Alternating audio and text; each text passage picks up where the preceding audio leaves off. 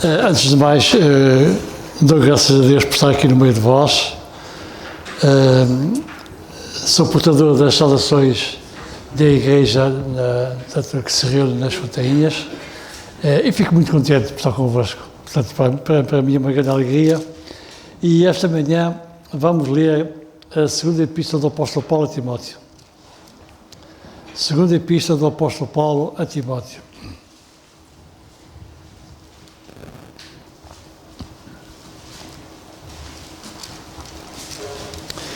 E vamos principiar a leitura no verso capítulo 4, verso 6, a partir do versículo 6. E diz assim a palavra de Deus: porque eu estou sendo oferecido por expressão de sacrifício e o tempo da minha partida está próximo. Combati o bom combate, acabei a carreira, guardei a fé.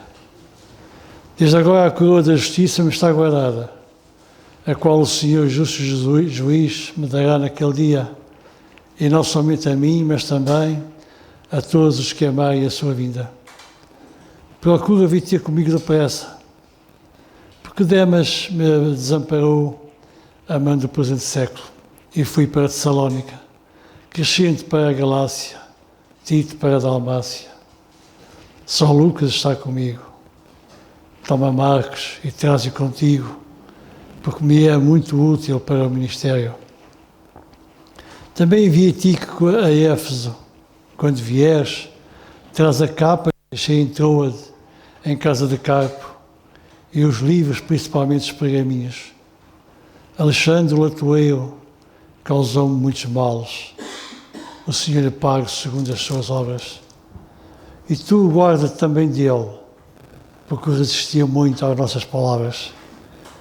Ninguém me assistiu na minha primeira defesa, antes todos me desampararam, que isto lhes não seja imputado. Mas o Senhor assistiu-me e fortaleceu-me, para que por mim fosse cumprida a pregação e todos os gentios a ouvissem, e fiquei livre da boca do leão. E o Senhor me livrará de toda a má obra, e guardar-me-á para o seu reino celestial, a quem seja glória para todo sempre. Amém. Saúde à Prisca e à Áquila e à casa de Onesíforo. Erasto ficou em Corinto e deixei Trófimo doente em Mileto. Procura vir antes do inverno. Eubulo, Pudens, e Lino e Cláudia e todos os irmãos te saúdam. O Senhor Jesus Cristo seja com o teu espírito. A graça seja convosco. Amém. Eu esta manhã, irmãos, decidi não dar-lhe uma pregação. Vamos fazer apenas uma reflexão das últimas palavras que Paulo escreveu. Porque esta carta, como sabemos, foi a última carta que Paulo escreveu. E às vezes é bom nós refletirmos sobre os momentos, os últimos momentos que Paulo passou e o que ele disse nos últimos dias da sua vida. Não sabemos quanto tempo depois ele foi morto, mas ele diz aqui que a sua partida estava muito, muito próxima, estava muito breve. E é bom às vezes nós refletirmos sobre isto. Eu estou esta manhã, sem pregar, apenas uma conversa. Queria-vos falar, se calhar por eu ser velho, queria-vos falar das últimas palavras de um velho que foram escritas a um jovem. E eu, às vezes, interrogo-me, se eu tivesse, porque eu sou velho, eu já sou velho, à luz das Escrituras, eu quando digo que sou velho, baseio-me naquilo que a palavra de Deus diz. E às vezes ponho-me assim a pensar, se eu como velho, se tivesse que escrever uma carta a um jovem, primeiro, a que jovem iria escrever? E depois o que é que lhe iria dizer? O que é que eu ia dizer a esse jovem? Paulo, aqui, sendo velho, porque ele escreve esta carta por volta do ano 65, entre 65 e 67, por aí mais ou menos. Ele, no ano 60, 62, quando ele escreve, depois de Cristo, quando ele escreve a Filema, ele diz Paulo o Velho. Ele já naquela altura, ele já dizia que era velho. E então agora mais velho seria, porque ele escreve esta carta há alguns anos mais tarde. Então, irmãos, eu queria esta manhã falar-vos de velhos, o que sentem os velhos. Os novos não sabem o que é que os velhos sentem. Não têm a noção sequer daquilo que os velhos sentem. Eu tenho uma mensagem preparada, talvez, se assim permitir, eu talvez a dê em algum lugar, não sei onde, me vão sempre guiar. Lá em Esdras, quando eles lançaram os pilares do templo, diz a palavra de Deus que todo o povo se juntou. E havia ali dois sentimentos, no meio de todo o povo, dois sentimentos. Um diz que os jovens se alegravam quando viram os pilares do templo a serem assentos, alegravam-se. E dizia assim a palavra de Deus.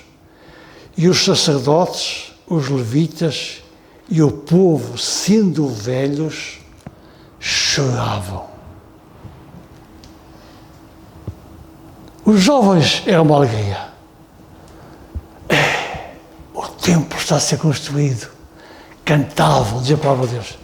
Se vocês forem lá, Esdras capítulo 3, cantavam todos entusiasmados. E os velhos choravam. Sentimentos diferentes. A mesma situação, ver um templo a ser construído, e como é que os jovens cantam e os velhos choram. E dizia a palavra de Deus que o cântico dos jovens se misturava com o choro dos velhos. Se misturava com o choro dos velhos. Vamos ver, irmãos, o sentimento de Paulo. Se calhar, talvez, não sei, se calhar, talvez seja o sentimento de alguns velhos que estão aqui. Não sei. Talvez seja o meu sentimento. Isso eu sei, se essa não é. Os vossos sentimentos não os conheço. Não consigo entrar no vosso coração. Mas vós, portanto, cada um de vós saberá. Então nós temos aqui um velho a falar. Antes de partir, ele escreve uma carta a um jovem que é Timóteo, e ele começa a dizer algumas coisas. Ele começa no versículo 6, por aqui abaixo, e aqui logo, quando ele começa a escrever esta parte final da carta, que foi a última carta que ele escreve, nós temos aqui um Paulo que demonstra um certo desânimo. Vemos isso a partir do versículo 9. O sentimento dele, de Paulo, era de... Ele encontrava-se desanimado. Nós sabemos que ele encontrava-se sozinho. É um crente que precisava de algumas coisas na parte final da sua vida. Ele pediu algumas coisas e nós vamos ver. Eu estou a olhar para o relógio, nós vamos ver. Nós temos aqui um velho sozinho, talvez meditando na sua presente condição, estava preso, vinha por cima, estava preso. Estava a pensar, talvez, o que é que lhe faltava ainda na sua vida, na sua pouca vida que ele iria ter. Uma das coisas que Paulo aqui revela é a tristeza. Isto é revelado aqui. Nós vamos ver a tristeza do apóstolo Paulo. E a tristeza do apóstolo Paulo, irmãos, e ele está a escrever, reparem que ele está a escrever um jovem, Timóteo. Timóteo era jovem. E ele escreve, e na sua tristeza, na tristeza do seu coração, ele diz isto. Ele diz isto. E eu passo a ler. Ele diz assim, lá desculpem, lá em Colossenses, ele diz assim, saúda Lucas, o médico amado, e Demas. Depois, mais à frente, quando ele escreve a Filema, ele diz assim, Marcos, Aristarco, Demas e Lucas, meus cooperadores. Mas agora ele fala assim, temos isso no versículo 10. Versículo 9, procura vir ter comigo depressa, porque Demas me desamparou. Timóteo, eu preciso de ti aqui. Demas me desamparou. Estou sozinho. Anda depressa. Procura vir ter comigo depressa. E depois ele punha razão. E a razão, Timóteo, é esta. Porque Demas me desamparou, amando o presente século, e fui para Tessalónica. Por esta razão, Timóteo, eu preciso que tu venhas ter comigo depressa. Paulo revelava a sua tristeza a um jovem, é impressionante, a um jovem. Desamparou. Mas mais, Timóteo, sabes mais? Olha, tu não sabes, certamente, mas aqui no versículo 14 ele diz, olha, Alexandre o latoeiro, Timóteo, causou-me muitos males. Sabes, Timóteo? Lembras-te do latoeiro, Timóteo? Conheces o latoeiro, não conheces? Porque Timóteo conhecia o latoeiro. Timóteo conhecia o Alexandre. Porque ele, mais à frente, Timóteo, diz assim Timóteo, guarda-te também dele. Verso 15. Tu guarda-te dele. Portanto, Timóteo conhecia Alexandre o latoeiro. Olha, Timóteo, Alexandre causou muitos males. Mas ainda para agravar mais a situação, desta tristeza que o apóstolo Paulo manifestava, ele diz logo abaixo, no versículo que nós lemos, diz assim ele, no verso 20, Erasto ficou em Corinto, deixei Trófimo doente em Mileto. Três coisas que entristeceram Paulo na sua última fase da vida. A perda de Demas, o abandono de Demas, um homem que lhe causou muitos males e um homem que ele não conseguiu ajudar, Trófimo. Deixei Trófimo doente. Timóteo. Este era o seu sentimento, era o sentimento que ele tinha. E depois, ainda para agravar mais a situação, isto, irmãos, na fase final da vida de Timóteo, eu não consigo imaginar o que Timóteo passou. Paulo, desculpem. Paulo, obrigado. O que Paulo passou. E ainda para agravar mais a situação, ele diz assim, Timóteo, versículo 16, Ninguém, Timóteo, me assistiu na minha primeira defesa, antes todos me desampararam. Todos me desampararam. Timóteo, fiquei sozinho na minha primeira defesa. Esta era a tristeza de Paulo. Estão aqui muitos jovens, pela graça de Deus. Muitos jovens. Que tristeza estão de vós, ou estão vocês, a dar aos velhos? Se é que estão, não sei se estão. Eu não conheço a vida pessoal de cada um de vós. Mas a questão que eu coloco é esta. Nós, eu não me incluo, mas os jovens, quais são as tristezas que estão a dar aos velhos? Eu, quando era jovem, irmãos, eu dei muitas tristezas aos velhos. Só agora que eu reconheço. Tanta coisa que eu fiz. Tanta coisa que eu fiz. Aos velhos. Sabem que esta questão de velhice é muito relativa. Eu também tenho uma mensagem preparada acerca disso, que está guardada lá lá nos meus arquivos. Talvez um dia eu falo também sobre isso. A velhice, para nós, é muito relativa. Se eu perguntar a um jovem, a um rapaz de 18 anos, 16 anos, olha, para ti o que é um velho? Sabe a resposta que ele vai dar? Um velho, para mim, um homem com 50 anos, é velho. Era isso que eu considerava quando era jovem. Eu olhava para o meu sobral e eu olhava para ele e via um velho. Eu tinha os meus 18 anos, ele devia ter 60 e poucos. Para mim era um velho. Se nós perguntarmos a um jovem de 40 anos, para ti o que é um velho? 60 e tais. Já vamos para os 60 e tais. Mas se nós perguntarmos a um velho de 60 anos, para ti o que é um velho? Um velho? 80 anos. Se perguntarmos a uma pessoa de 70 anos, para ti o que é um velho? Um velho? 90 anos. Até chegámos, às vezes ouvimos assim essas expressões.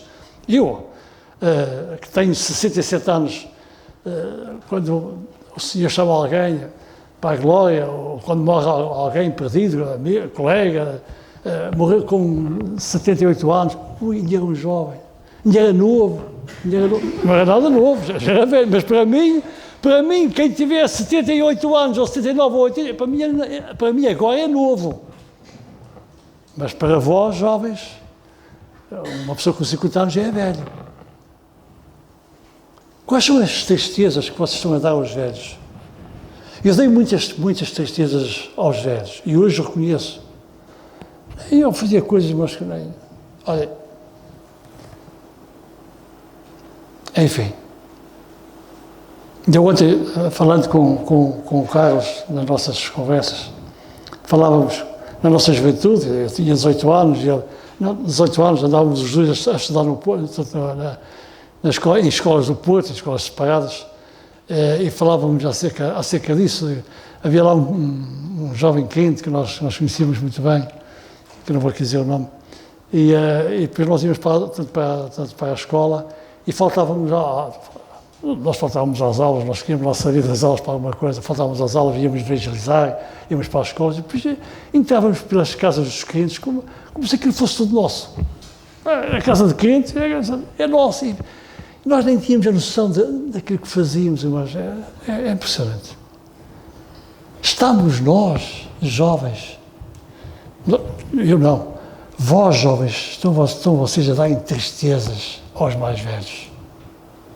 Reparem que o apóstolo Paulo fala aqui de 4 coisas. Ele fala de várias, 4 coisas. Demas desamparou. Ninguém me assistiu na minha defesa. Ninguém. Aquele Alexandre só me causou males. Timóteo, tenho que cuidar com ele. Só me causou males. Só me arranjou problemas. Olha, quanto a Teófilo, olha, não consegui fazer nada por ele. Às vezes os velhos andam com os jovens, deixamos a expressão, ao colo. E mesmo assim não os conseguimos curar da alma. Não conseguimos. Falamos aos jovens, conversamos com os jovens, tentamos animá-los e mesmo assim não conseguimos curar.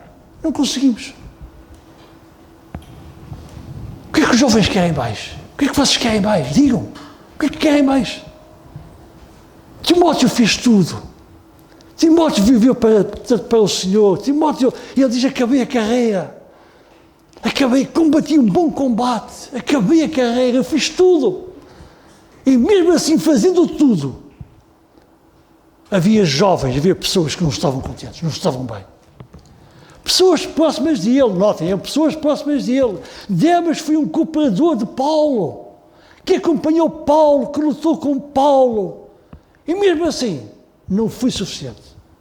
Abandonou. Alexandre Latoeiro. Todos me desampararam. O que é isto? Mas todos desampararam Paulo. Paulo acabou sozinho. Timóteo, anda depressa. Eu preciso de ti. Tenho que avançar. Outra coisa que vejo aqui, em relação aos velhos, É só o velho, aqui é Timóteo. Saudade. Saudade. Sabem, nós velhos, às vezes temos saudades, outras vezes não temos, mas às vezes temos saudades. E ele sentia saudades de pessoas e coisas. Está aqui. Pessoas e coisas. E ele diz assim, no versículo 9, procura vir ter comigo depressa. Porquê? Por causa delas. E depois ele diz, Crescente está na Galácia, Tito está na Dalmácia. Depois ele vem por aqui abaixo e depois ele diz, Erasto está em Corinto, Trófimo está em Mileto. Portanto, os meus cooperadores, aqueles que estão a cooperar comigo, estão noutras partes. Eu tenho saudades. Eu tenho saudade desses irmãos. Mas estou lá naquele trabalho. Eu não os posso tirar de lá. Estou lá. Portanto, como estou lá, porque ele mesmo diz, no verso 12, em relação a Tíquico, eu enviei Tíquico a Éfeso. Porque eu achei que ele era preciso lá em Éfeso. Fui eu que o enviei para lá. Crescente foi para a Dalmácia, Tito para a Dalmácia, Tíquico para Éfeso.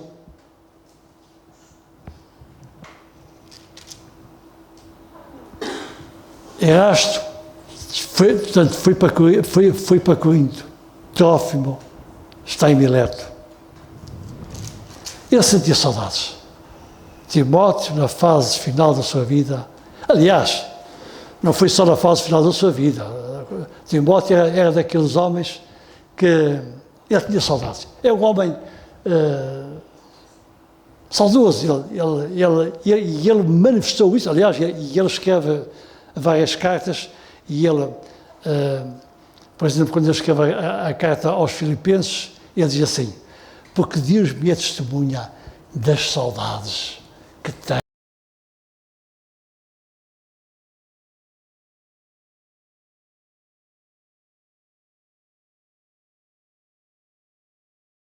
de vós, ou que de vós tenho.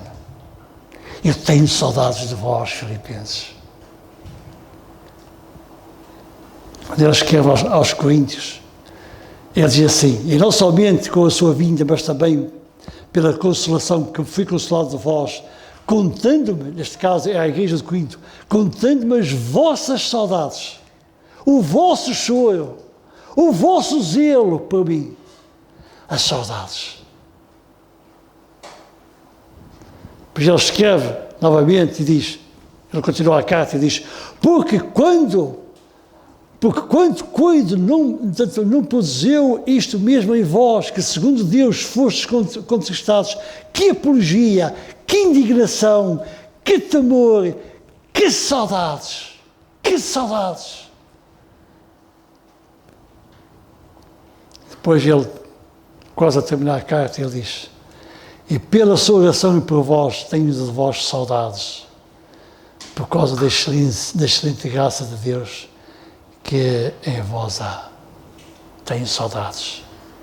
Vós, jovens, estão a deixar saudades aos velhos. Vocês estão a deixar saudades aos velhos. Há jovens que não deixam saudades nenhumas. Nenhumas. Só atrapalham. Não vêm às reuniões. Não estão presentes. Não querem saber das coisas de Deus. E desses, os velhos não sentem saudades. Mas quando os jovens estão presentes nas reuniões, não faltam a uma reunião, estão sempre prontos para aquilo que for preciso e para aquilo que o Senhor quer dos jovens. Aí quando eles faltam, os velhos sentem saudades. Que saudades são vocês a deixar os velhos? Estou a falar para os jovens. Não estou a falar para todos, não estou a falar para os velhos. Alguns não deixam saudades. Olha, Há casos que os crentes, os jovens, não vêm à reunião, eu quase que nem dou por ela. Vou à reunião uma vez de meio ano ou de mês a mês, não sinto saudades nenhumas. Eu oro por eles, mas não sinto saudades. Eu só sinto saudades daqueles que estão prontos para a luta. Como diz o Nando, quando estamos juntos. Quando estamos juntos, todos juntos, sempre juntos, nas reuniões, sem faltar. Reuniões de domingo, reuniões de quarta-feira, estudo bíblico, reuniões de oração. Estamos naquela luta, naquela batalha. Quando falta aquilo, o que se passa? Vamos pegar logo o telemóvel. Irmão, irmã, está tudo bem consigo? Agora aqueles jovens que não vêm às reuniões, que não querem saber, se faltou, é normal. Sentimento de Paulo. Um sentimento de tristeza na fase final da sua vida, não tem? Na fase final da sua vida. Sentimento de tristeza e saudade. Sabes, Timóteo, eu tive que mandar alguns clientes para alguns lados. Eu estou sozinho, eu preciso de aqui, preciso de aqui. Anda ter comigo. Há jovens que eu posso chegar perto deles e dizer, preciso de ti aqui. Anda ter comigo. Eu preciso de ti. Há outros que não, infelizmente. E há outros que até só nos causam males. Há outros que só nos causam males. Mas não pensem que Paulo só tinha tristeza e só tinha saudades. Paulo tinha alegrias. Paulo também tinha alegria. E a alegria de Paulo é manifesta logo no versículo 17 e versículo 18. Olha, todos me abandonaram, mas o Senhor me assistiu e fortaleceu-me. Mas o Senhor assistiu e fortaleceu-me, para que por mim fosse cumprida a pregação e todos os gentios a ouvissem. E fiquei livre da boca do leão. E o Senhor me livrará de toda a má obra e guardar-me-á para o seu reino celestial, a quem seja glória para todo sempre. Amém. Esta é a alegria de Paulo. Paulo também é um crente alegre. E a alegria de Paulo estava no Senhor. Todos me desampararam, mas o Senhor me assistiu. O Senhor esteve comigo. O Senhor deu-me forças. O Senhor deu-me alento. O Senhor deu-me alento. Paulo tinha alegrias pela comunhão e pelas amizades que ele tinha com alguns jovens. E ele diz aqui, na passagem que nós lemos, Timóteo, anda ter comigo, mas faz uma coisa, traz também Marcos.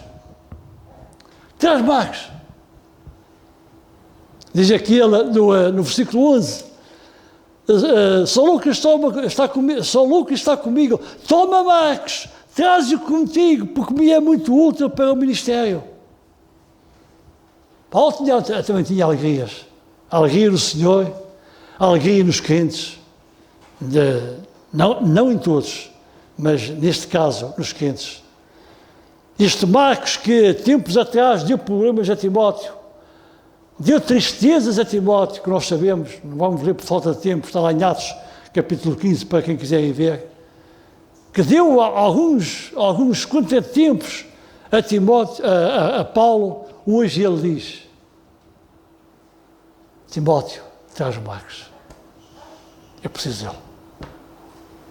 Passa lá por causa dele e traz. Venham os dois, preciso deles. Paulo também é um crente alegre. E nós somos velhos, irmãos, podemos estar a passar por tudo isto, eu não sei portanto qual é o vosso sentimento. Podemos estar a passar por tudo isto, olhar para os jovens e ficamos tristes. O que é feito dos jovens? O que é feito deles? Onde é que eles andam? Não é só vir às reuniões, irmãos. É trabalhar na obra. É sermos cooperadores na obra. Como Timóteo foi. Como foi Marcos, agora, na fase final da sua vida. Sabe, irmãos, todos nós, deixai-me que vos diga. Todos nós somos crentes carentes. Todos nós precisamos de alguma coisa. Todos nós precisamos de crentes de luta, cooperadores, e precisamos de coisas. Paulo precisou de coisas, sabemos. Lembra isso depois que ele diz, quando ele diz, traz-me a capa, traz-me os livros. Ele sentia falta da capa, sentia falta dos livros. Isto aqui leva-me a concluir, primeiro, Paulo precisava da comunhão dos crentes, pelo menos de alguns, Timóteo e Marcos. Consigo ver que Paulo tinha cuidado com o seu bem-estar, com a sua saúde. O inverno estava a se aproximar e ele precisava da capa. Timóteo, quando vieres, traz a capa. Eu preciso da capa. O inverno está a chegar. Eu preciso da capa. E precisava de coisas. Traz os pergaminhos, os livros e os pergaminhos. Quando vieres, traz isso tudo. Eu preciso disso. Preciso disso. Porque ele diz, a minha partida está próxima, Timóteo. Sabe o que é que Paulo, por outras palavras, estava aqui a dizer? Deixai-me usar esta linguagem. Paulo estava a dizer a Timóteo, olha Timóteo, ao dizer que a minha partida está próxima, Paulo estava a dizer, eu vou levantar o acampamento, eu vou recolher a minha tenda, eu vou soltar as amarras do barco e vou para outra margem, vou para outro sítio. Eu vou levantar, eu vou para outro sítio. Vou para outro lado.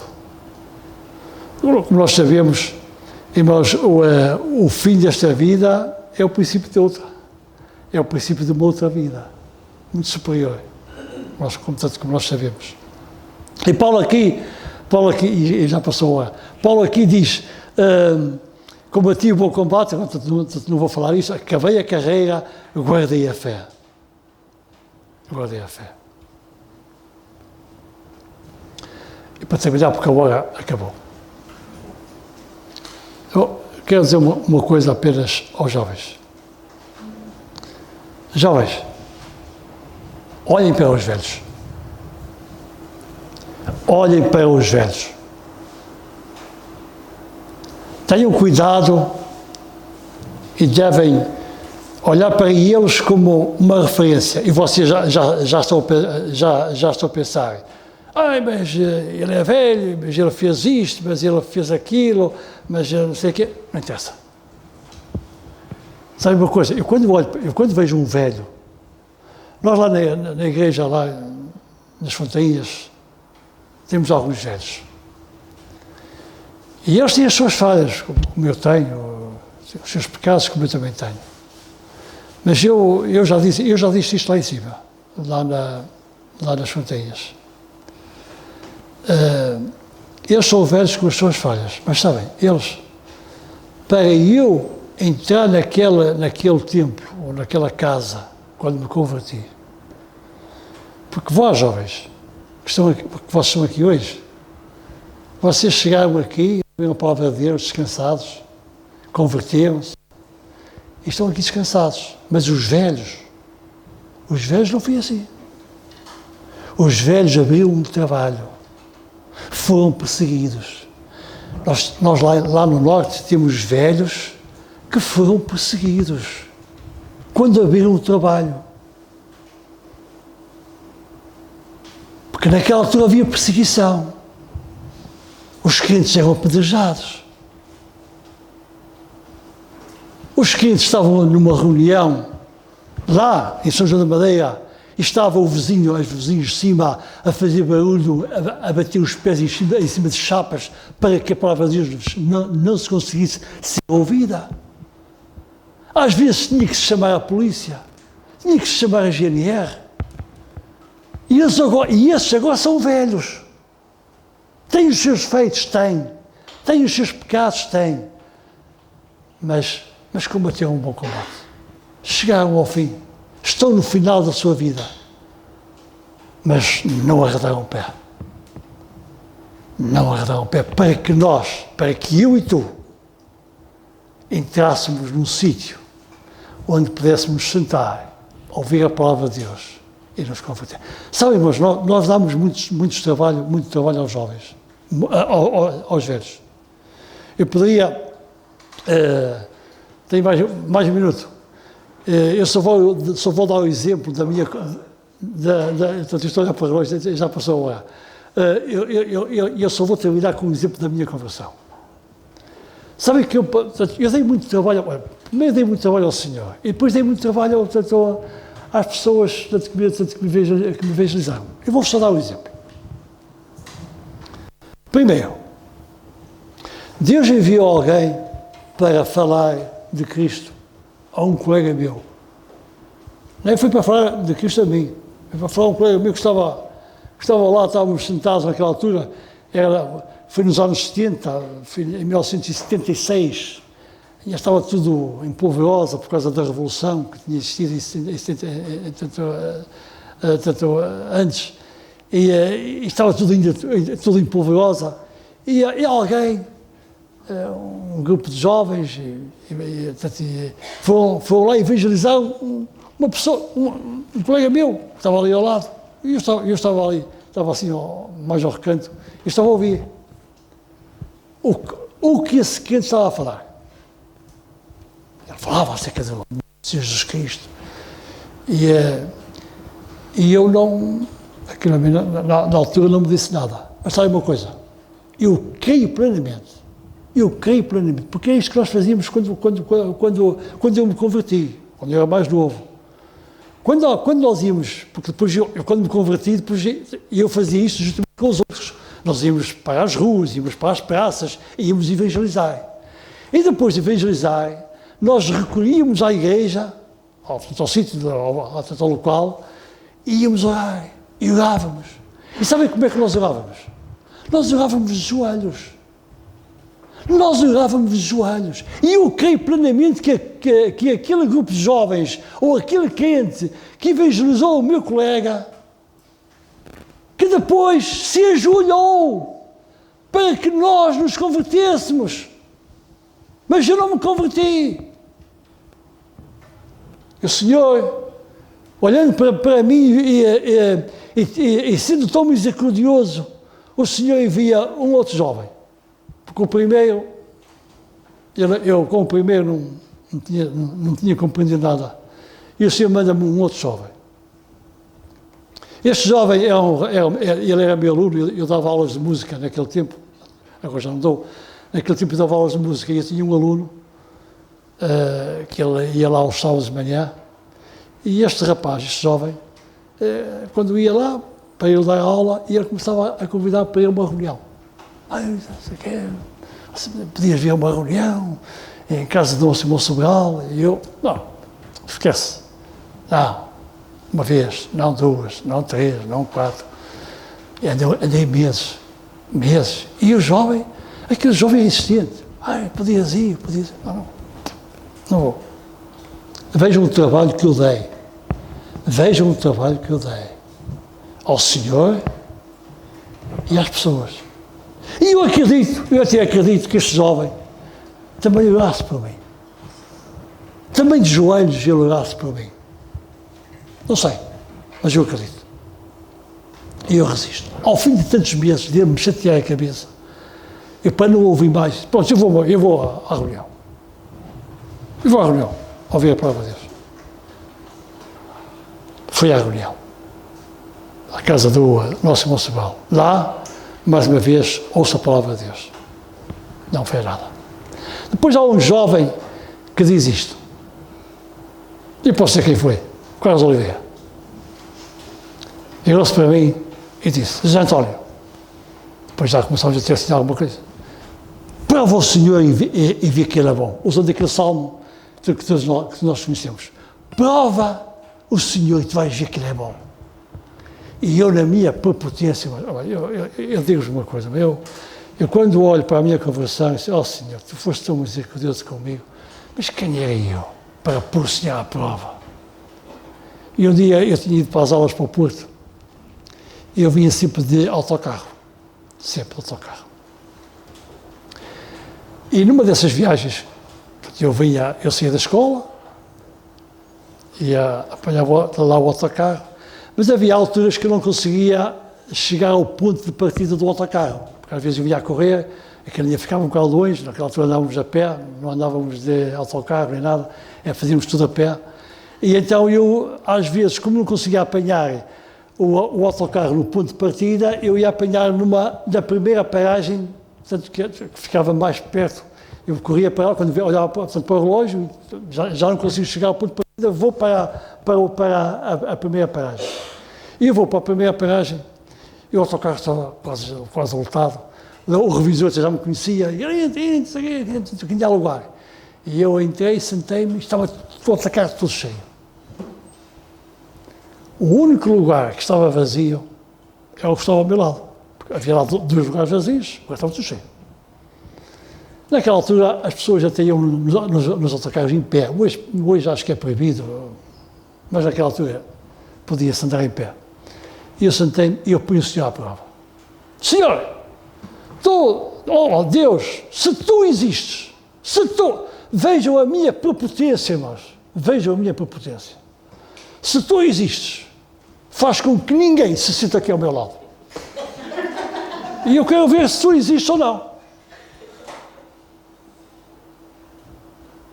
O autocarro do Porto a São João da Madeira parava em muitas paragens. Na paragem seguinte, entra uma senhora.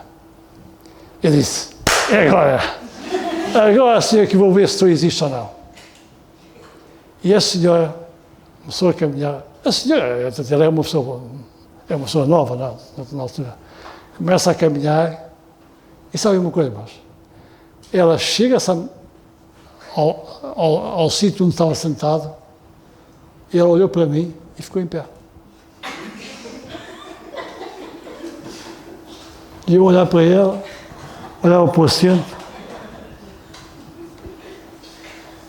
Que prepotência, a minha.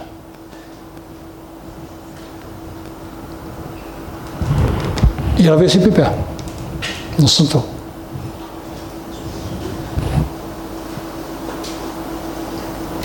Algum tempo depois, eu criei no Senhor Jesus Cristo como meu Salvador.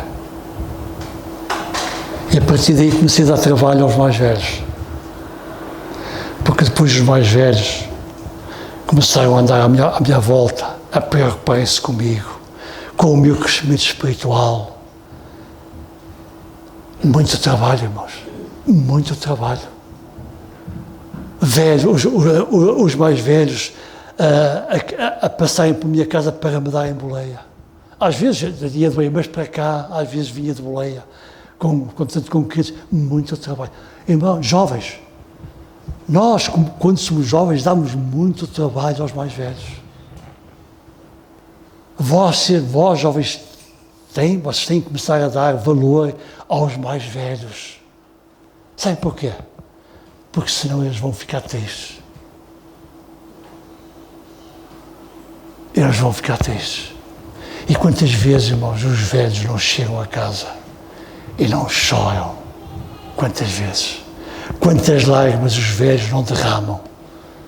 Porque os jovens ou não querem saber, ou não andam bem espiritualmente, não querem saber das reuniões, não querem saber das coisas de Deus, arranjam qualquer argumento, qualquer coisa, para não trabalhar para Deus, para não trabalhar para o Senhor. Jovens, vocês estão à espera de quê? Deem valor aos velhos. Cheguem-se aos velhos, não tenham vergonha dos velhos.